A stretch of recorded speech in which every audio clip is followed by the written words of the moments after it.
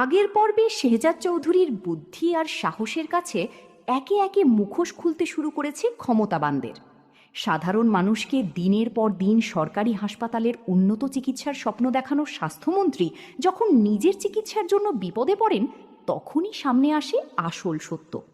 নিজের মুখে মন্ত্রীর দাবি ছিল দেশের সরকারি হাসপাতালগুলো এখন আধুনিক চিকিৎসার সব সুযোগ সুবিধায় ভরপুর।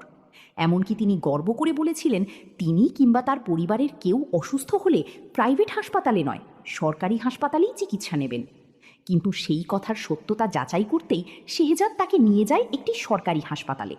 আর সেখানে পৌঁছানোর পর মন্ত্রীর সামনে খুলে যায় ভয়াবহ বাস্তবতা। হাসপাতালে নেই পর্যাপ্ত চিকিৎসক, নেই জরুরি সেবা, নেই আইসিইউ। যে ডাক্তার মন্ত্রীর চিকিৎসা করার কথা তিনিও তখন হাসপাতালে নেই। এমনকি হাসপাতালের বিদ্যুৎ আর মোবাইল নেটওয়ার্ক নিয়েও তৈরি হয় চরম দুর্ভোগ। তখন নিজের জীবন বাঁচানোর জন্য মন্ত্রী শেহজাদের কাছে সাহায্য চাইতে বাধ্য হন। কিন্তু শেহজাদ জানিয়ে দেয় শুধু নিজের জীবন বাঁচালেই হবে না, জনগণকে দেওয়া মিথ্যা প্রতিশ্রুতির জবাবও দিতে হবে। শেষ পর্যন্ত শেহজাদের চাপে মন্ত্রী বাধ্য হন বন্দি সুমনকে মুক্তি দেওয়ার নির্দেশ দিতে।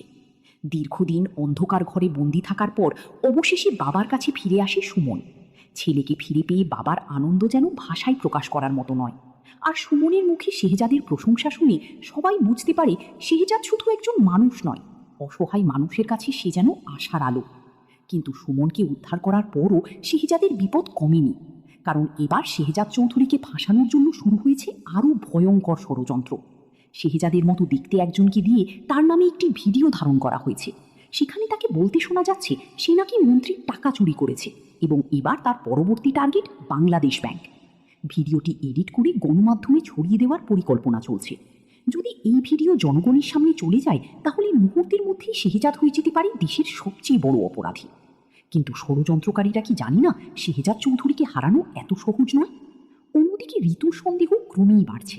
শেহজাদ আর গোলামের হঠাৎ ঘনিষ্ঠতা তার চোখ এড়ায়নি। যে শেহজাদ একসময় গোলামকে সহ্যই করতে পারত না, সেই শেহজাদ এখন গোলামকে নিয়ে সারাদিন ঘুরছে। তাই ঋতু মনির চাচাকে নির্দেশ দেয় গোপনে তাদের উপর নজর রাখতে হবে।